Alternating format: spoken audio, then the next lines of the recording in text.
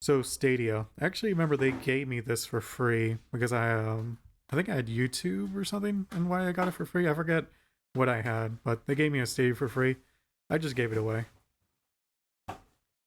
But lies, broken promises, and the death of a Google Stadia. Broken promises and the death of Google Stadia. Oh boy.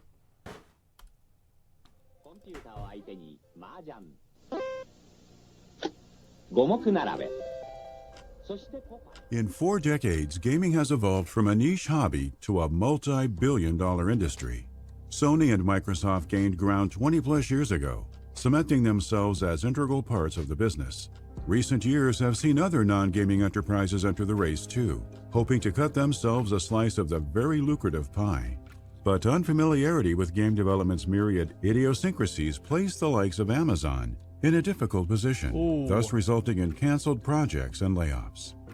When Google threw its head into the ring with Stadia, the expectation was that the conglomerate had learned from its competitors' mistakes. However, Google's penchant for abandoning risky ventures left many to believe Stadia would constitute a yet another short-lived experiment. The company wasted... I think the idea of Stadia is really good. It's just that we don't have the technology for it yet. I think they might have overestimated the technology, or the people that okayed the decision to do this didn't understand how important precision gameplay is. Exactly. Like the connectivity, like the all that. Because it's like you said, the idea is just awesome. And in fact, like it would be really cool if they had like attachments that you could put a little screen on there. Similar to like the Steam Deck. So it's like, I think the Steam Deck is basically what Stadia should have been, in a sense. That's it. It's like, you know, they don't get the difference between like 100 and 200 ms. Yeah. Because they don't really play online competitive video games in the same way. But I think Google Stadia and like the idea of like cloud gaming, this is something that will happen. Yeah, it's definitely the future, but how far in the future is gonna really depend. We're just not ready for it yet. Yep. No time proving the skeptics right. Stadia launched as a cloud-based gaming solution designed to lower the barrier of entry to AAA experiences. On top of investing on a technological level, Google also positioned game creation at the forefront of its vision. Ambitions of producing multi-million-dollar IP informed its lofty goals, engendering the establishment of the Stadia Games and Entertainment division that oversaw first-party studios. Unfortunately, pre- and post-launch missteps later revealed that Google put the cart before the horse, building advanced technology before partnering with developers who knew how best to leverage it. And when a team of industry veterans did finally come on board, senior leadership expected near immediate results without the necessary resources in play. See, that like kind of goes more to my point where I think this happened. This was a decision that was made by people that do not spend a lot of time gaming. So fundamentally, the problem was that they did not understand the end user. Or even the development process on the engineer side. They didn't understand what the end user truly values. And because they didn't understand that, they decided to do something that was bad. Like, because if they understood it and they were part of that group, then they would have never done this. And again, like, you can see why I believe that, because they're putting, goals for the people that have just come in to be acting like they've worked there for 10 years. Of course, that's not going to happen. Yeah. But that would happen because they don't understand gaming. The result, Stadia's quick demise is far from the only victim of Google's mismanagement. This is the tragedy of Google Stadia.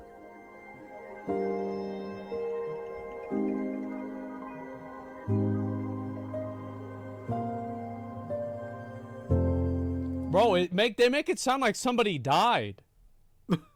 Like, damn, It's bro. Like, serious. listen, like, we're gonna be fine.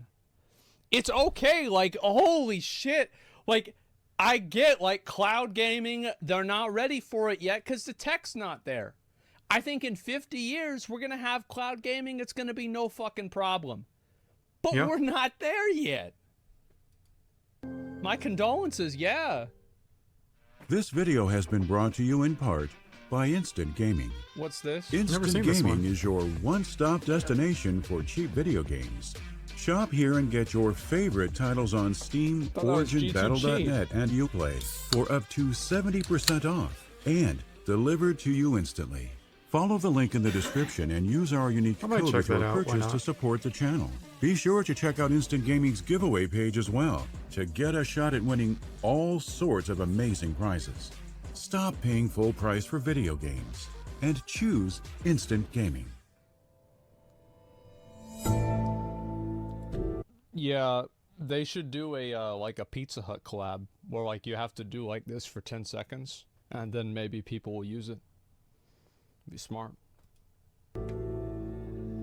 Only a handful of people led the charge on steering Google towards video games, an initiative that I began bet. in earnest after Chromecast's July 2013 launch. Majd Bakar, VP of Engineering for Stadia, disclosed in an IGN sit-down that the beginnings of such interests stemmed from discussions about running games on Chromecast. Bakar and his colleagues felt the obvious answer. See, like again, you know, they're reverse engineering a solution to a problem that a lot of people don't have or they don't have the tools to solve. So it's something that obviously Google wanted to do because it would improve their position in the market, but they didn't have the tech to do it. Interested in exploring the capabilities of cloud gaming. The goal for Google Stadia in its earliest phases centered on creating a platform for AAA developers to easily ingratiate themselves in, one capable of rendering more immersive and realistic worlds. Yeah. According It's a to great idea. Bakar, roughly 18 months of time and effort produced a prototype whose functionality connected standard broadband to Google data centers. Continued iteration eventually yielded a demo that reliably ran Doom 2016. An Impressive. internal showing of the demo at a Google engineer's home helped sell the potential of game streaming to higher-ups. The subsequent backing of company leadership allowed the cloud-based gaming crew to scale up, though rumblings about their objective wouldn't hit the airwaves until 2018. Gaming industry, you worked at Microsoft, at Atari, at Okay. Sony, and Stadia is already earning the nickname the Netflix of gaming. Is that really the right analogy? That's probably what they were going for. But like Asmon said, the technology wasn't there to support it. Who the fuck said that? I love how these news articles are like, yeah, this is some nickname that they made. Bro, you read that off of a tweet that had 15 likes, and it was done by one I mean, to be fair, it's true though. It's a streaming service for games. of your writers. Nobody said that. We see it as the new generation of game platforms that combine the world of watching games. Former PlayStation And true. He's right about this. Again, they're right. Google was right about Stadia. and Xbox executive Yeah. Phil Harrison joined Google in January 2018, assuming the role of vice president and general manager. Specifics regarding Harrison's duties were kept under wraps at the time, yet the public later learned that Google hired him to captain its new gaming vertical. Chatter about the conglomerate dipping its toes into the games industry initially surfaced Never days chose the after ball, Harrison's dude. appointment, Shut up. courtesy of a report via The Information.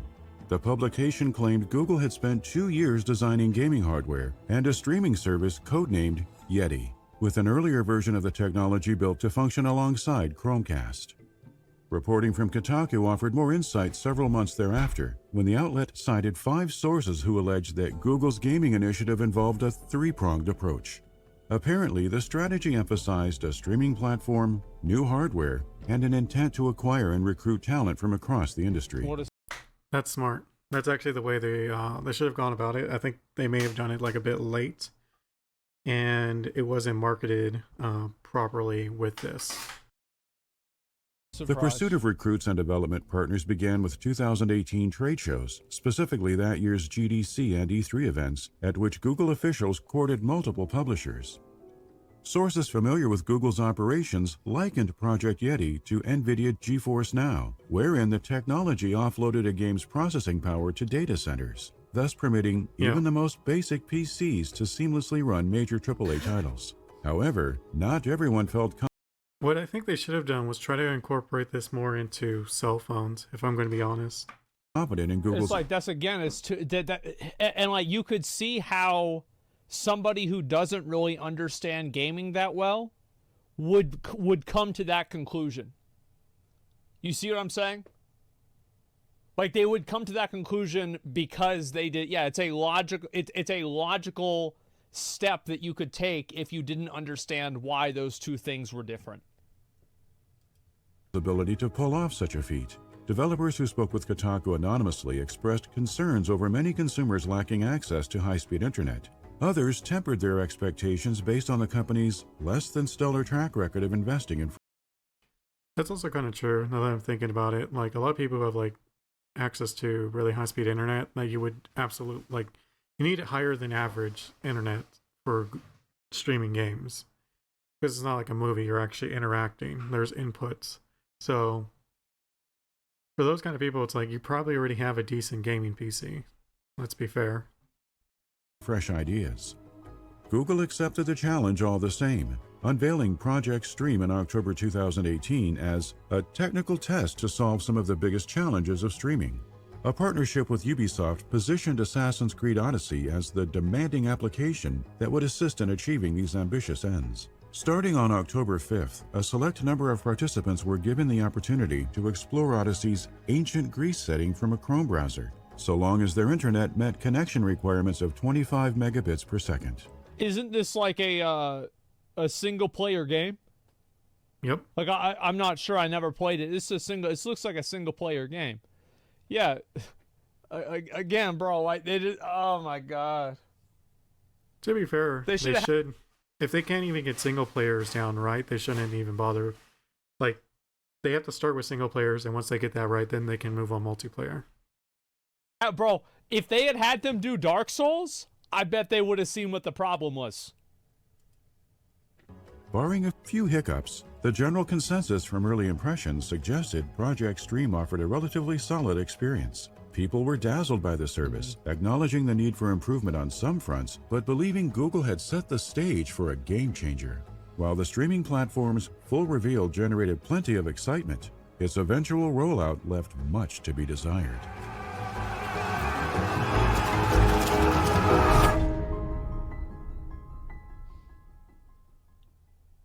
Okay. I don't know about others, but when I tried it, it was like there wasn't that many games, and I don't know. It just didn't feel like why would I buy it on Stadia when I had it on Steam?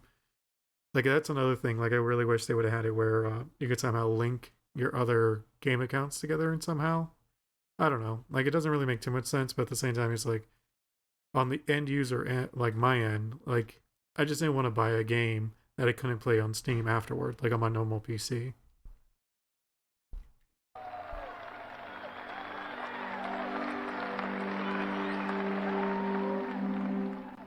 Notable Assassin's Creed producer Jade Raymond departed Ubisoft in 2014. How the fuck did they ever make an Assassin's Creed game with a Viking? Like, y'all ever wonder about like that? How the fuck did that happen? I don't think anyone cares. I'll be honest. At It's least I like don't. that's the last thing. Whenever I think of an assassin, like maybe the game was really good, but it just doesn't seem like it's not Assassin's Creed. That's like Pillager's Creed or something like that. Later founding EA's Motive Studio in Montreal. After leaving Motive in late 2018, the producer became vice president of a then-unknown Google endeavor. Within a week of this news going public, Raymond's role and Google's plan for the future of media streaming gained clarification during a GDC 2019 keynote. Raymond joined to head up Stadia Games and Entertainment, the company's first-party studios division designed to craft exclusives for Stadia. The all-new streaming solution eliminated the need for a next-gen console or... I'm so fucking sick of exclusives. They're so annoying. Yeah, it's high-end gaming freaking PC. annoying. Instead, letting users navigate interactive adventures via... Like, it'd be, like, I really want to play Demon Souls on my PC. Internet connection on a wide variety of platforms. Stadia additionally promised seamless connectivity between devices, exhibited with a GDC demo in which someone playing on a Chromebook switched to their phone and later a PC, picking up where they'd left off in-game during each instance. Worldwide data centers powered the service in 200-plus territories. And like, again, you can see how if you're showing this gameplay to people that aren't actually playing it, the input delay and the added like millisecond latency that it creates would not be like the people sitting in these chairs can't notice that. They're not going to know because they don't see whenever his hand is hitting the buttons. Streaming data through millions of miles of fiber optic cable, onlookers were especially intrigued by Stadia's supposed output capabilities. Google VPs Maj Bakar and Phil Harrison swore the architecture could support games in up to 4K HDR at 60 frames per second. Bakar added that future targets for the technology included 120 frames per second and 8K resolution. Nobody needs 8K A dedicated resolution. controller represented the platform's sole hardware component. State-of-the-art streaming technology and a gamepad could only offer so much without the backing of quality content, however. Hence the significance of Stadia games and entertainment. During Stadia's GDC reveal, Phil Harrison insisted Google would supply developers with full access to its data centers. The results of such assurances later proved underwhelming. Only 12 launch titles were announced the week ahead of Stadia's November 2019 release. The Tomb Raider reboot trilogy constituted 3 of the 12. AC Odyssey, Mortal Kombat 11, and Red Dead Redemption 2 helped fill out the lackluster list. It didn't escape public notice that all of Stadia's Day 1 experiences were older third-party titles that many had already enjoyed elsewhere. Yet, the promise of Stadia games and entertainment beefing up the content offerings with exclusives held a lot of sway, especially on the heels of Division head Jade Raymond unveiling Google's first game studio. Oddly enough, when Stadia's launch day finally came, the dearth of new content counted among the least of an early adopter's worries. Stadia dedicated Reddit threads, previously filled with enthusiasm, turned into sounding boards for disgruntled customers overnight. Many who... That sounds like basically every single video game release. Everybody gets, like, the game is liked. It's like there's an inverse relationship that people have with video games, and this is especially true with MMOs. It's like a fucking reverse paradox. The less you know about a game, the more hyped you are for it. So, like, if they only announce the name of the game, you're like, oh my god, this is going to be so fucking good. Like, look at the Riot MMO. They don't even have a name for it, so people are even more excited about it. They haven't seen anything about this game. They don't know anything about it, so they could just put all of the stuff that they could have imagined inside of the game. They're like, yeah, it's going to have open world PvP, and it's going to be super cool. It's going to have really cool raids, and it's going to look awesome. And, you know, then whenever the game comes out, and you're like, okay, so it's not going to, all right, so it's going to look, okay. I mean, I guess we'll play it. And then you play it, and it sucks. It's like, I fucking hate this shit. That's what happens every time. Pre-ordered the hardware and access codes with the Founders Edition didn't receive their goods on day one. Meanwhile, release day buyers obtained their account information on time. Such circumstances proved particularly problematic because Google awarded unique display names on a first-come, first-served basis, meaning numerous would-be owners of the Founders Edition weren't prioritized as promised. That's kind of funny. Early adopters further faced issues related to poor visual quality and latency troubles that made the likes of Mortal Kombat 11 unplayable. Yeah, the multiplayer on Stadia was just god-awful. It also, like, at least for me, like, as a gamer, like, I have my computer and stuff, like, I don't know. I think it was for, like, on-the-go stuff, right? Like, I don't really know exactly who the Stadia was really meant for.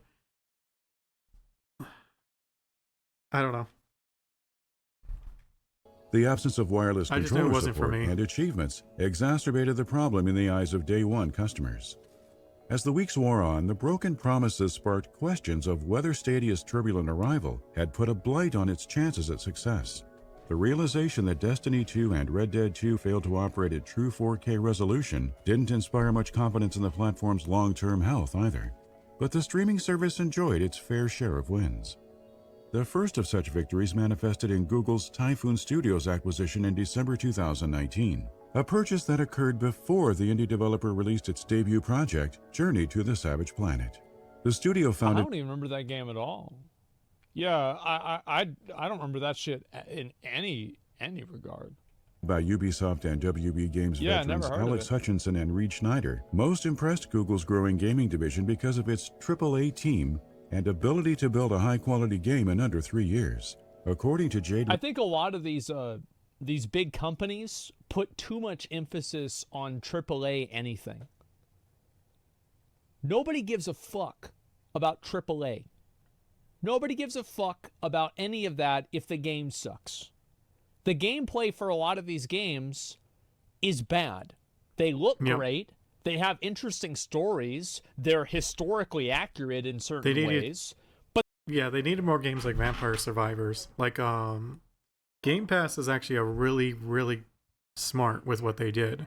Microsoft's Game Pass. Like if Stadia had Microsoft's Game Pass library, like I think it would have it'd still be around. But the game's not fun to play. So get that right first. Exactly. Typhoon merely marked the start of Google's acquisition plans. In March 2020, Stadia Games and Entertainment added another firm to its stable, an outfit built from the ground up in Playa Vista, California, with former God of War studio head Shannon Studstill involved as studio director. That same month also saw the division join forces with Gears Tactics co-developer Splash Damage on an unspecified Stadia exclusive. And Stadia updates throughout 2020 ensured an even greater number of users would have the opportunity to experience the fruits of Google's investments. Okay. For example, non-Google smartphones received Stadia support in early 2020. Stadia playability made its way to iPhone and iPad several months thereafter. Yet, a long-predicted blow to the games and entertainment vertical effectively negated every step taken towards securing the platform's viability.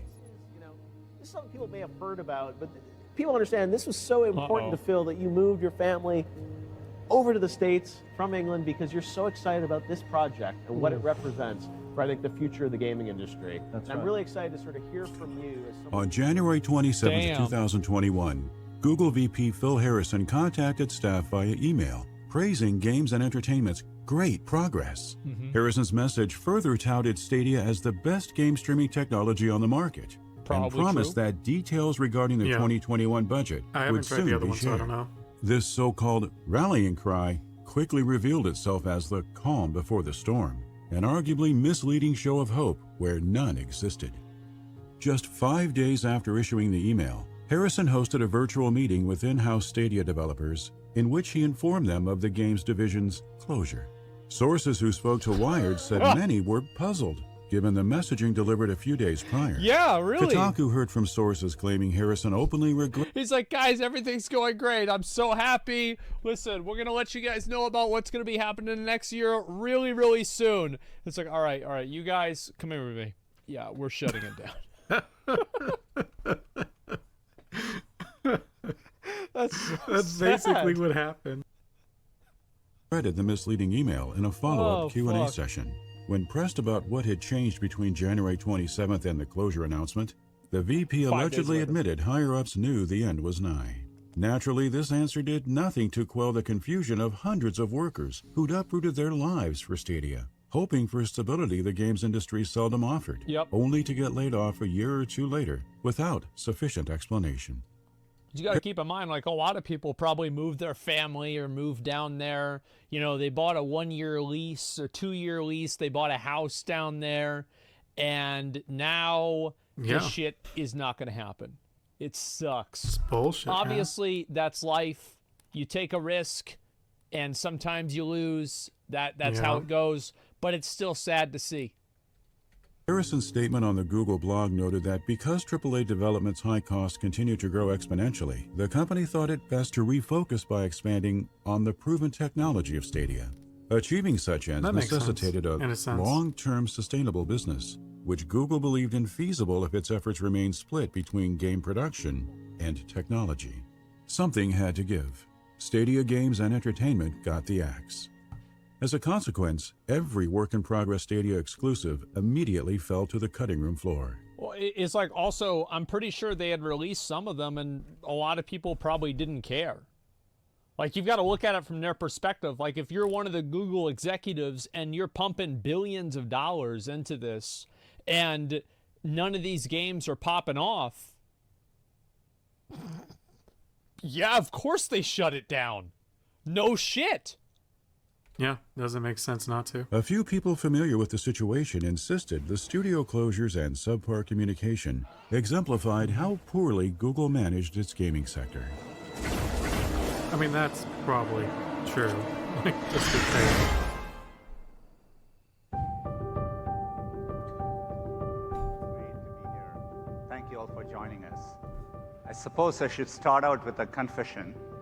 I'm actually not a big gamer, though I do. No way. And that is the problem. That I think that is probably an explanation of, like, I would say like 50% of the issues, maybe somewhere around there. Whenever you have the executive leadership that doesn't know what the fuck is going on. You guys ever had that happen at your job, where you had the leadership of your project that's never done your job or anything even remotely close to it? And so they say, well, why can't you just program it in one of those AI things and just have the video game make it to where it's like a fucking like a procedural generation trees and some shit? I mean, you do that in like an hour. Like, why is it gonna take a month? What are y'all, lazy? Yeah, it's just sad. CEO, not gamer. Yeah, just code it. Yeah, what do you mean? Just do it. I play FIFA 19 quite a bit and really enjoy how immersive it is. FIFA. Upon taking the stage at Stadia's GDC 2019 unveiling, Google CEO Sundar Pichai joked of how little he knew about games, a confession that later provided the perfect segue to his introducing industry veteran Phil Harrison. The latter boasted of the 100-plus teams who'd received Stadia access, then promoted Stadia Games and Entertainment as the new division that would craft groundbreaking exclusives. And it's like, if a lot of companies do this and it's not really a big deal. Like, it's different than, like, for example, if you're not very passionate about video games, maybe you shouldn't really try to push a video game space in your company, because it's not something that you really understand. You don't have like a fundamental like fucking understanding of like what the consumer wants, because you're not a consumer. And it's not a bad idea to go and hire somebody that knows way more than you do, right? Because that's a smart thing. It's like, you want to diversify and build in a new industry. It's like what Microsoft did with the Xbox. Like, they probably hired a bunch of fucking video game people for the Xbox. But that didn't mean that the guys at Microsoft didn't know anything about it. You still have to know a good amount about it in order to know if they're doing it right or not. To know what the values are, to know what the goals are, to know what the things that the consumers place value in. It's common sense. Make sure they're doing their job. But according to former employees interviewed by Wired, Google didn't hire a lion's share of the developers needed for its initiative until after GDC. Developers recruited during what was essentially the 11th hour had no choice but to work with technology years in the making. This order of events created discordance between Google engineers and gaming hires, the latter of whom quickly discovered where the corporation's priorities lay. That Google operated as a tech company first and foremost hardly helped. And even with the appointments of Harrison and Raymond, the newly minted team seemed unequipped to foster content creation roles in-house because similar postings didn't previously exist. Adjusting to the unique demands of game development proved yet another challenge. For one, Google's arduous hiring process made it difficult for lead developers to recruit staff in a timely fashion. Company policies were often at odds with the standards of game production too, such that security concerns reportedly forced Google to withhold permission for the use of certain software. Barriers of this nature further complicated an already complex ordeal. And when the necessary resources finally fell into place, COVID-19 stifled any chance at forward momentum. That's Google probably froze true. hiring attempts mere weeks after the Playa Vista studio opened its doors in spring 2020 because of the pandemic. An internal memo from Pichai reasoned that slowing recruitment would benefit the continued support of a small number of strategic areas. Stadia wasn't part of the club. Several key departures followed in the wake of the games and entertainment closure. Chief among I think like one of the main fucking points of this too was that a lot of people didn't really use or like Stadia.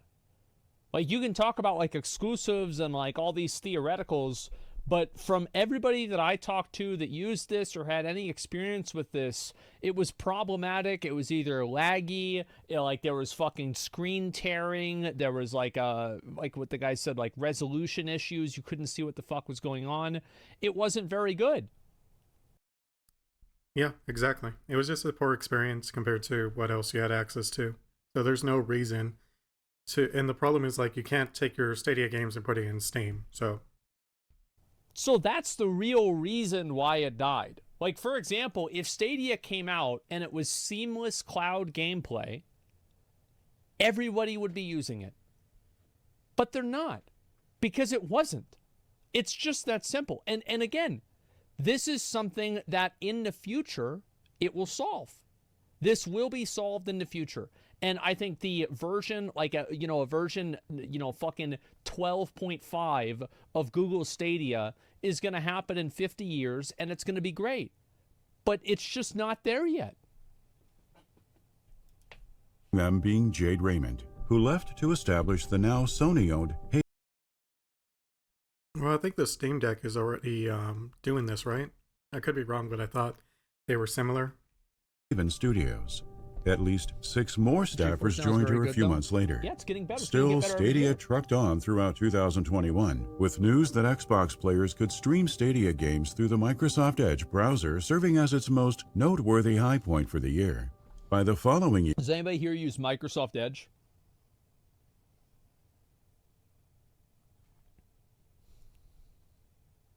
Yes, I do. That's a good amount. All right, I expected nobody to say yes. I feel like, yeah, a lot of people probably use Firefox or Google Chrome. That's it. I heard Edge is good, actually. I find it to be very funny that Internet Explorer just had such a bad reputation that they had to rename it. They should have started with something that didn't start with E, though, because then maybe people would have given it a new chance. Even small victories were in short supply.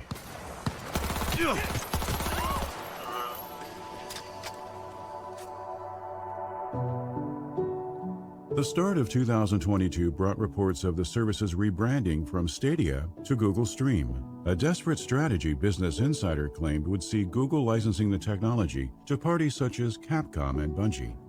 In August, Nerf Report's Bryant Chappell provided evidence that Google had begun testing cloud gaming integration across its search engine and Amazon Luna. And I think that's another issue, is that people don't want to have another fucking subscription.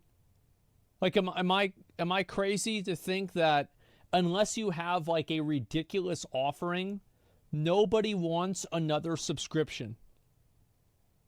Come on, man. Any last-ditch effort to save the struggling service soon proved for naught, since Google announced in September 2020 that, and you would compare the at least I did when I saw the subscription. I compared it to Game Pass's subscription, and it wasn't even a comparison. Like, it just felt like you were being dumb by subscribing.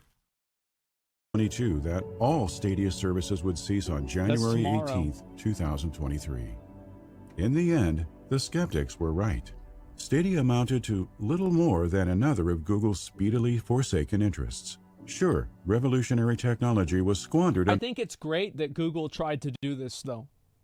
And like, nobody should really meme on them for it, because they tried to actually advance the way that people play video games. They tried to do something new. It didn't work. That's the way it goes. But it's a... Yeah, I think they jumped the gun a little too early. I think if they waited another, like, 20 years, maybe more, like, it would have gotten a lot more success. Cool idea, and I think one day it will. Under the weight of mismanagement, and genuinely compelling experiences could have spawned from the first parties. But as is often the case in the games industry, hundreds of designers, artists, programmers, and producers suffered the most. And because of leadership's incompetence, they have nothing of consequence to show for it. I mean, it wasn't just that, but yeah.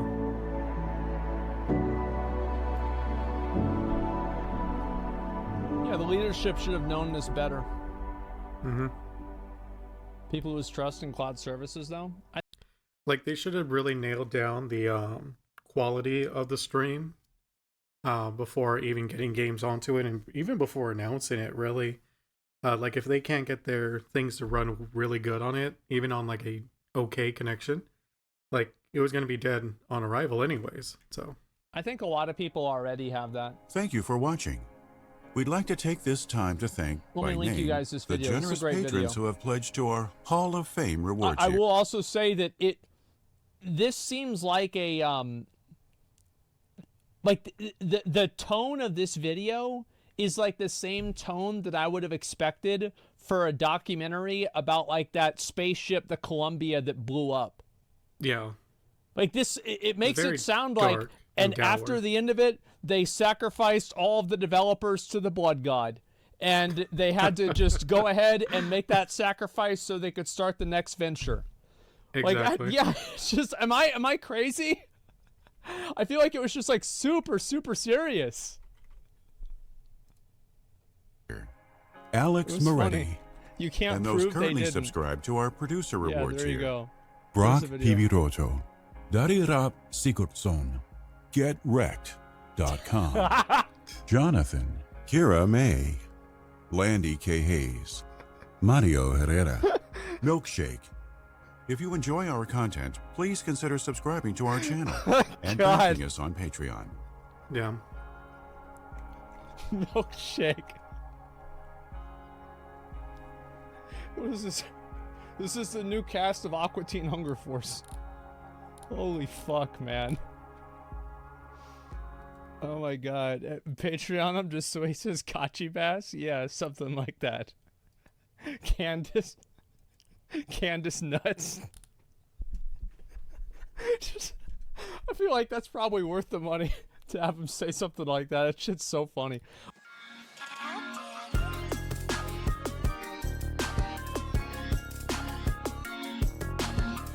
It was a good video. I don't know about broken promises. Did they promise stuff? Like, I didn't really care. Like, I don't think that has anything to do with it. It's just that it just wasn't good. Like, but TLDR, Stadia did not run well. So people didn't use it. That's about it.